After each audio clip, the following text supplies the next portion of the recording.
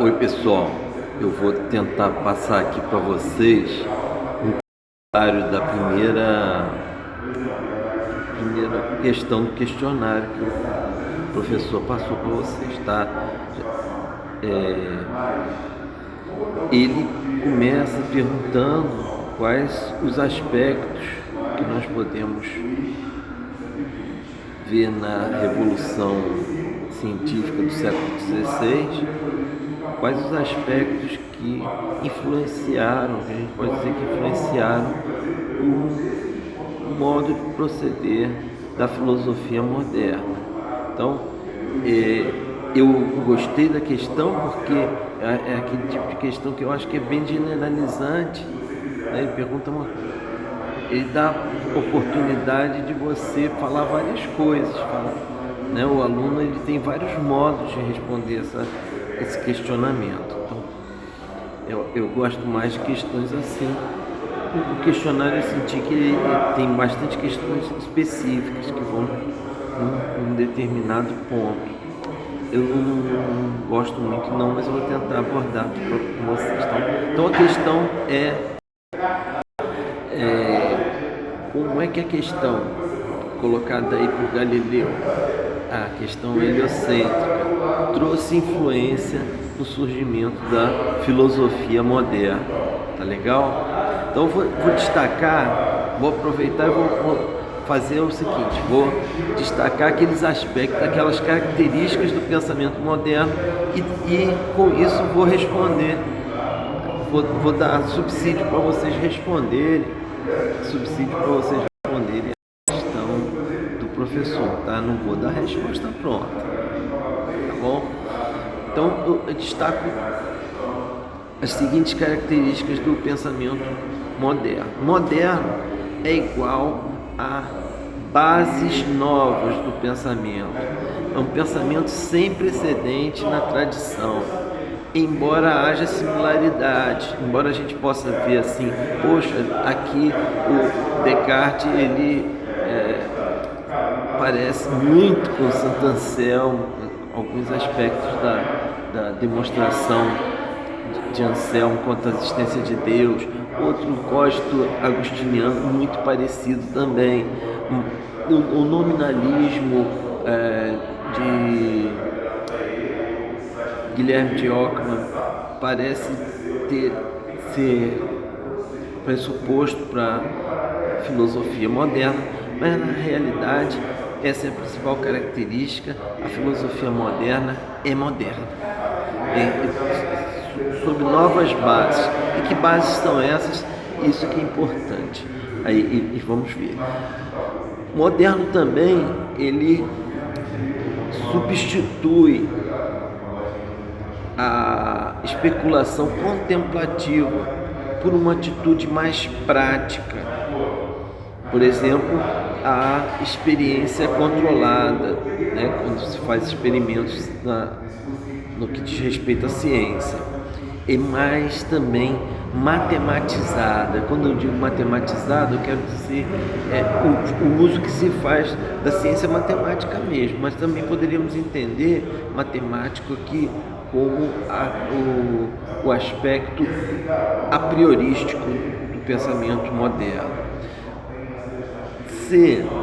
Terceiro ponto, moderno, e aqui principal, é que moderno é igual a idealismo.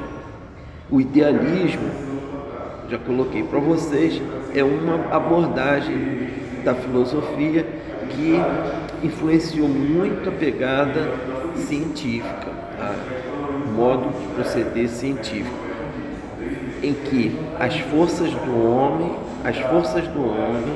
os componentes humanos, são as condições de possibilidade do sentido do ser.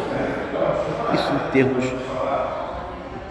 morais, isso também, que é muito mais enfatizado, em sentido epistemológico, ou seja, o caso do conhecimento, tanto no empirismo quanto racionalismo, tem um aspecto que a base, o centro é o sujeito humano.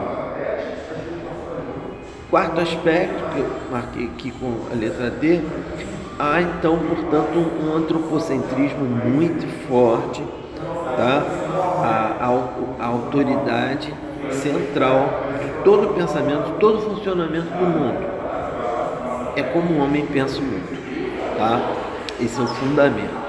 E há um relativismo e até um ceticismo muito forte em relação aos fundamentos tradicionais.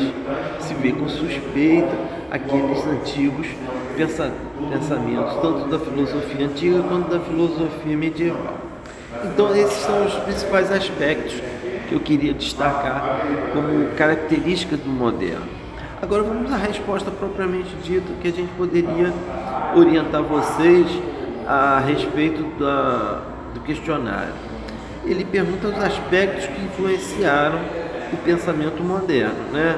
Como é que a revolução científica do século XVI, que houveram outras, tá? Teve outras, né?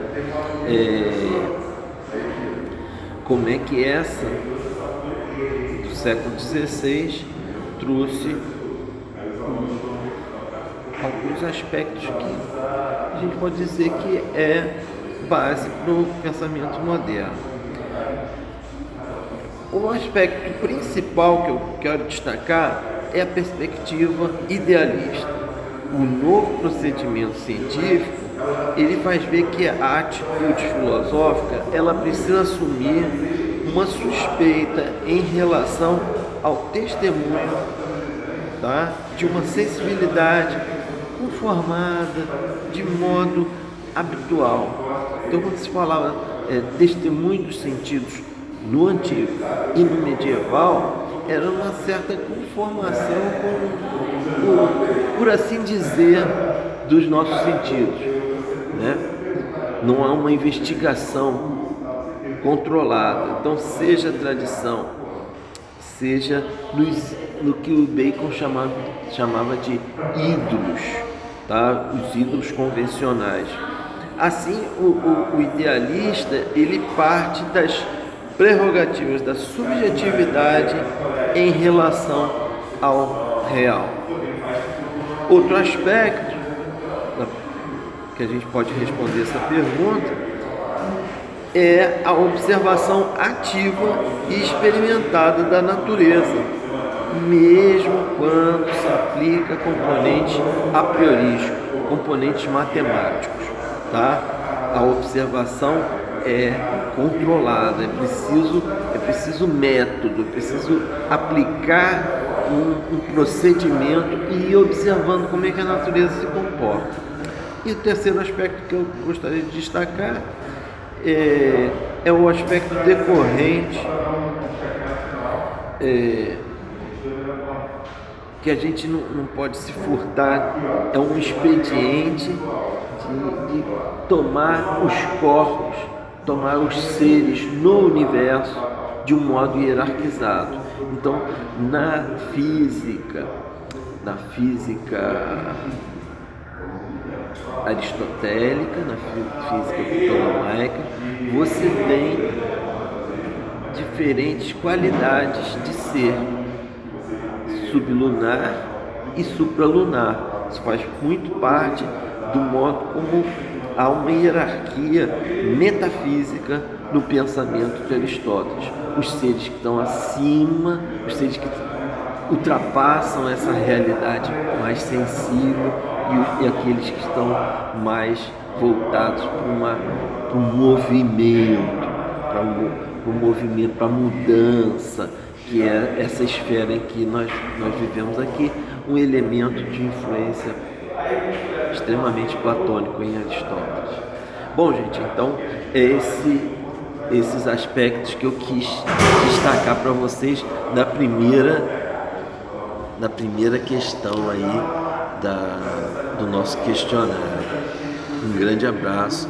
Eu vou passar esse vídeo para vocês, mas também vou transformar ele em áudio, às vezes você quer ouvir, tá bom? Um grande abraço.